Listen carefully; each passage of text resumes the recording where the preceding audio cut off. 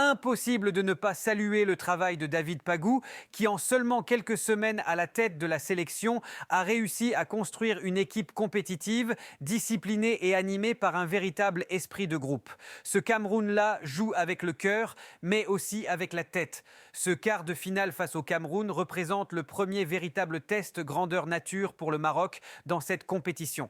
Jusqu'ici, les Lions de l'Atlas ont montré de la maîtrise technique, une certaine domination dans le jeu, mais la grande question demeure, sont-ils capables de gagner autrement que par le beau jeu? Et c'est là que le doute s'installe. Soyons honnêtes, est-ce qu'on imagine un joueur comme Brahim Diaz défendre pendant 90 minutes, multiplier les replis défensifs, accepter de passer un match sans toucher beaucoup de ballons? Difficilement. À l'inverse, le Cameroun a prouvé qu'il pouvait le faire. Cette équipe accepte de ne pas briller pour gagner, accepte de jouer contre le cours du jeu, accepte de subir pour mieux frapper. Et dans une CAN, c'est souvent cette mentalité qui fait la différence. Les lions indomptables face aux lions de l'Atlas, qui rugira le plus fort? Qui montrera les crocs? Qui assumera son statut? Et surtout, qui saura transformer la pression en force plutôt qu'en faiblesse? Face à l'Afrique du Sud, le Cameroun n'a pas seulement gagné, il a convaincu. Au-delà du score, c'est l'attitude qui a marqué. Une équipe solidaire, combative, capable de renverser la hiérarchie. Éliminés de la Coupe du Monde 2026, les joueurs camerounais ont clairement un esprit de revanche. Chaque moment de pression est transformé en acte de courage, chaque duel est livré comme un combat. Cette équipe sait exactement quand accélérer et quand temporiser. Elle ne joue pas dans la précipitation, elle maîtrise ses temps forts comme ses temps faibles. Honnêtement, pour le Maroc, ce quart de finale s'annonce extrêmement compliqué. On parle d'un match à très haute intensité, un vrai choc, un de ces matchs où chaque détail peut faire basculer la rencontre. Personnellement, je ne vois aucun favori clair. Oui, si l'on regarde les cotes ou le statut international, le Maroc partira favori. Mais si l'on se base uniquement sur ce que l'on a vu depuis le début de la compétition, le Cameroun affiche une solidité, une maturité et une discipline tactique qui forcent le respect. Ce n'est pas une équipe spectaculaire en permanence, mais c'est une équipe efficace, difficile à manœuvrer et surtout très compétitive dans les matchs à enjeu. Une chose est sûre, ce Cameroun-Maroc en quart de finale de la CAN 2025 s'annonce explosif. Un match intense, tendu, imprévisible. Un de ces matchs qui marquent une compétition. Les Marocains risquent de souffrir, c'est certain. Pas parce qu'ils sont faibles, mais parce que le Cameroun est prêt, mentalement et collectivement. Ce nouveau Cameroun, c'est une équipe avec de l'intensité, de l'agressivité positive, de l'impact dans les duels. C'est un milieu de terrain très fort, c'est capable de casser le jeu adverse, mais aussi de se projeter rapidement. Offensivement, c'est dangereux, efficace, capable de faire mal sur peu d'occasions. Défensivement, c'est solide, organisé, difficile à contourner. Bref, une équipe complète.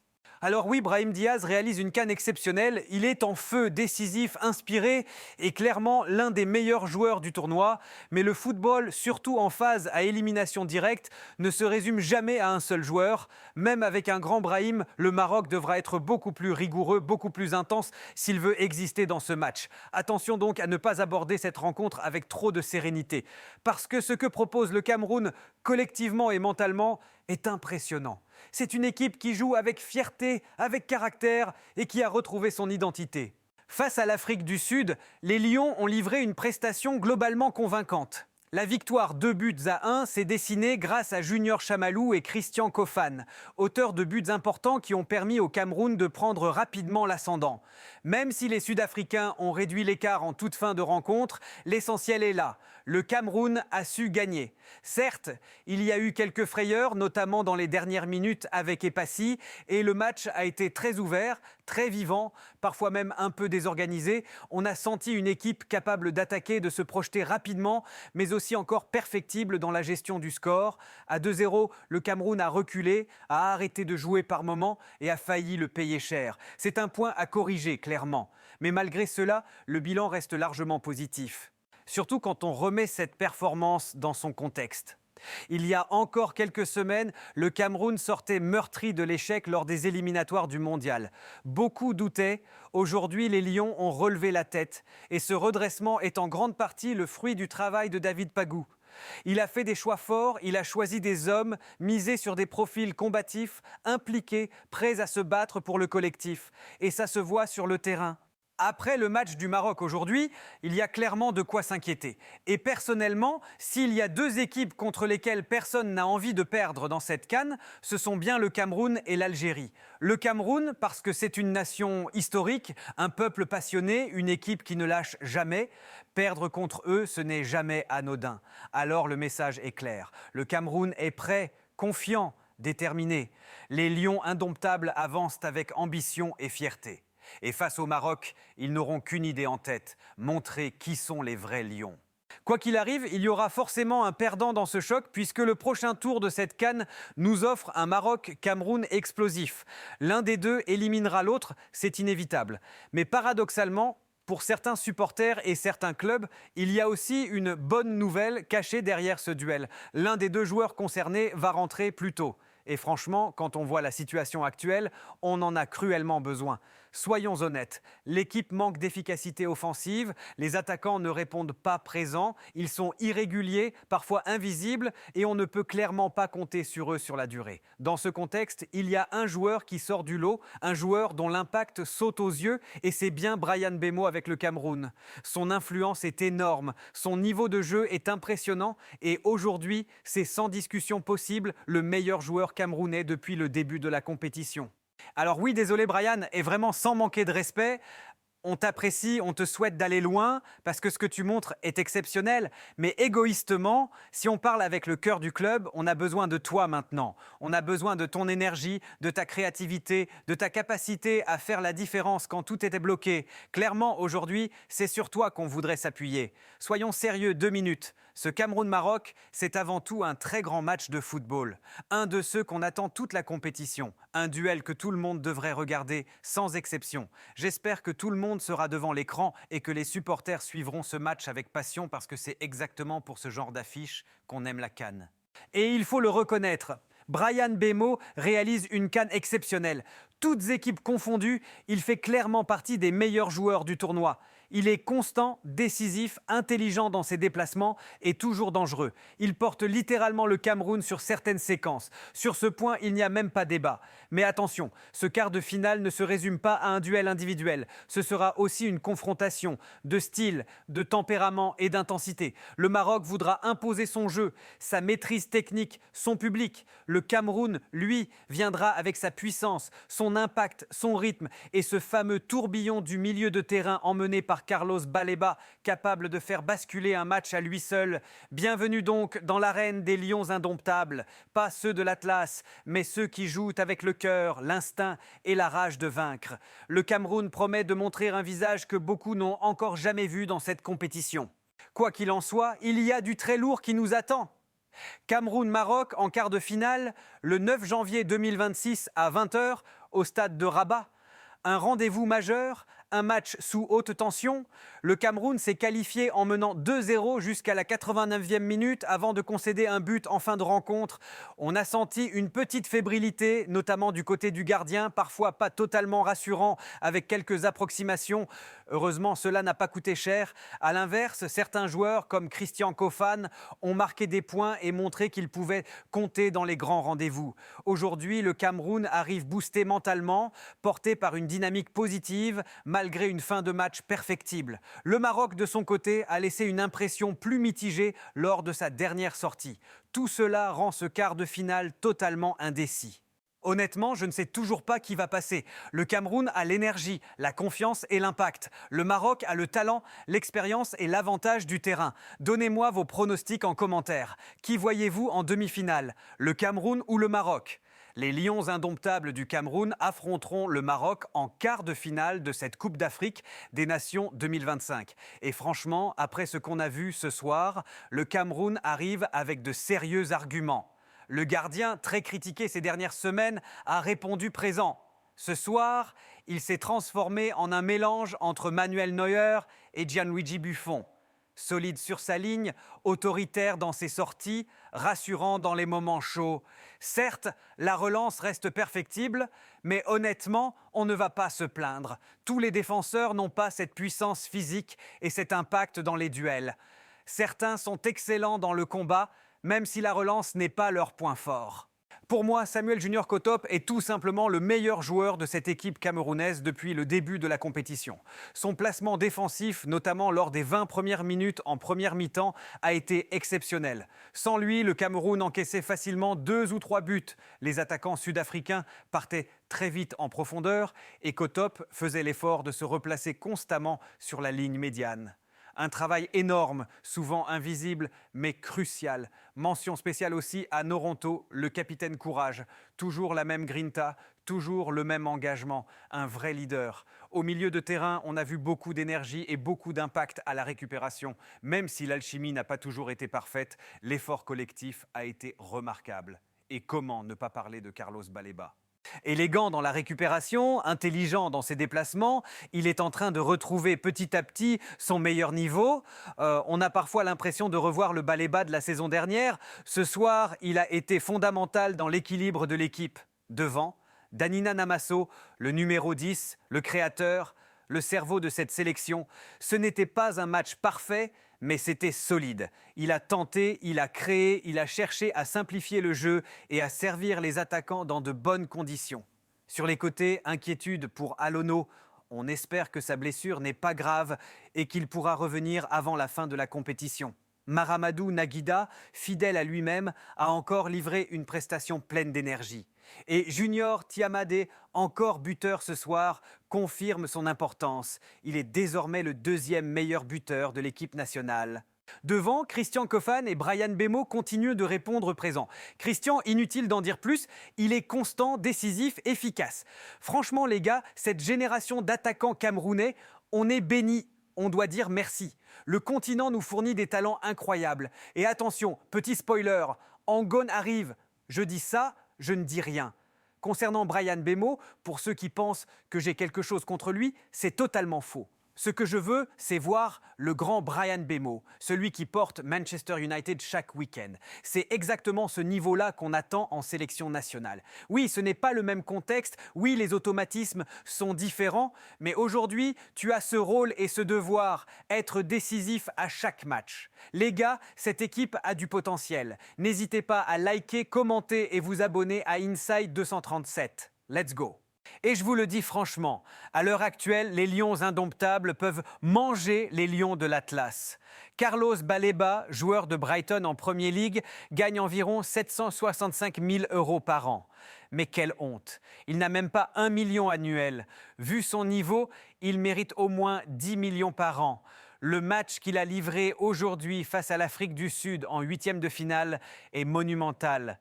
Il a contrôlé le tempo, il a organisé le jeu, il a été le métronome de cette équipe camerounaise. C'est en grande partie grâce à lui que le Cameroun s'impose. Aujourd'hui, c'était son grand soir. Il nous a montré le monstre, le Marvel, le joueur qu'il peut devenir. Pendant 90 minutes, Carlos Baleba a été irréprochable.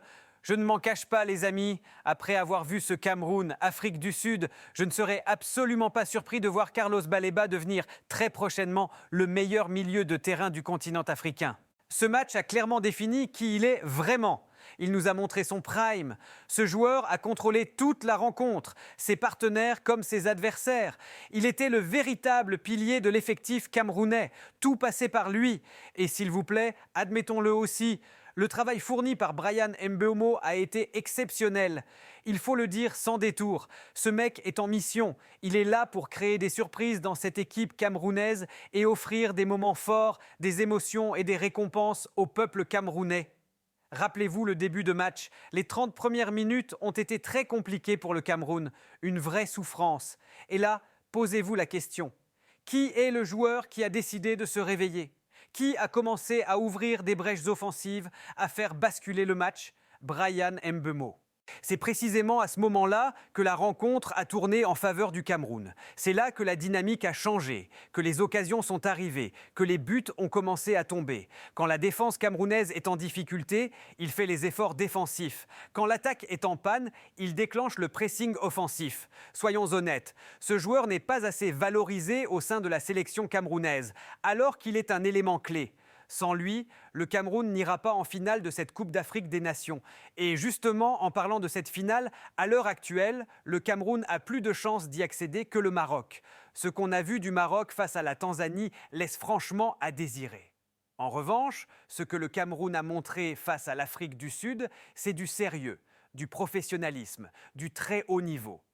Je vais être très clair.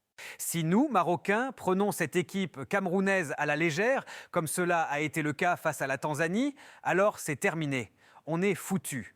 Élimination en quart de finale assurée. Et ceux qui iront en demi-finale, ce seront les Camerounais. Quand j'ai vu Kofan célébrer comme le GOAT, j'ai compris que le Cameroun allait gagner. Tu ne peux que gagner quand tu rends hommage au GOAT. Ce que le Cameroun est en train de faire est tout simplement exceptionnel. Ils sont qualifiés en quart de finale après avoir changé d'entraîneur seulement 3 semaines avant la CAN. David Pagou est là depuis à peine 1 mois, soyons honnêtes. Quand ce changement est intervenu, tout le monde pensait que le Cameroun allait flopper.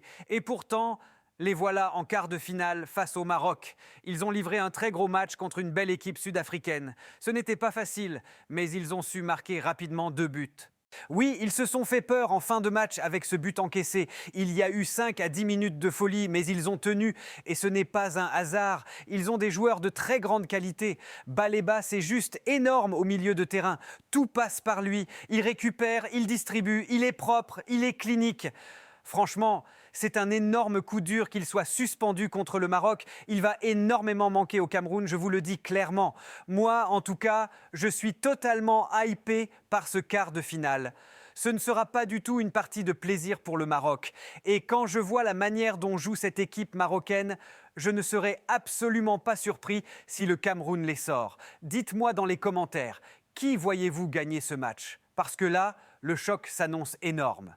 Moi, personnellement, je partirais un peu plus sur le Cameroun. Encore une fois, félicitations à David Pagou. Avec son sourire, sa bonne humeur et sa sérénité, il est en train d'emmener le Cameroun très loin dans cette compétition. Ce qu'il réalise est très fort. Maroc, Cameroun en quart de finale, les gars, c'est désormais officiel. Officiel à 100%. On va sûrement voir Samuel Eto'o se déplacer au stade pour soutenir les Lions. Le Cameroun s'est imposé 2-1 face à l'Afrique du Sud dans un match où rien n'a été facile. Les Camerounais ont mené 2-0, mais ensuite ils ont subi une énorme pression jusqu'à la fin. Le gardien a failli commettre 2 ou 3 erreurs. Il y a eu quelques moments de flottement, mais au final, tout s'est bien terminé pour le Cameroun. Le quart de finale sera donc Maroc, Cameroun et les gros devront répondre présents. Pas toujours de la manière qu'on attend, pas toujours avec du football spectaculaire, mais ils répondent présents.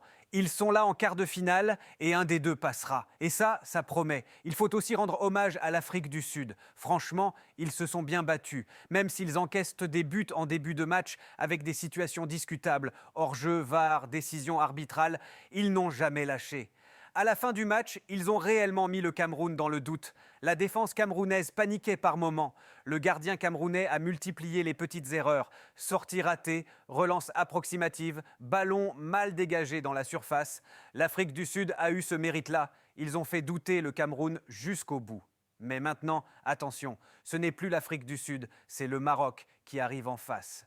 Le Cameroun vient donc de s'imposer et à ce stade de la compétition, on retrouve déjà le Mali, le Sénégal, le Cameroun et il reste encore les gros morceaux comme la Côte d'Ivoire. Nous, on n'a pas encore traversé le feu, mais ne vous inquiétez pas, on va battre le Burkina. Je vous le dis dès maintenant. Calmez-vous. Mais franchement, soyons honnêtes, le Cameroun, c'est solide. Il y a un vrai travail collectif. Ce ne sont pas forcément des noms ultra médiatisés, mais c'est costaud, c'est discipliné et ça joue ensemble. C'est exactement ce que je disais, une équipe qui sait marquer et défendre.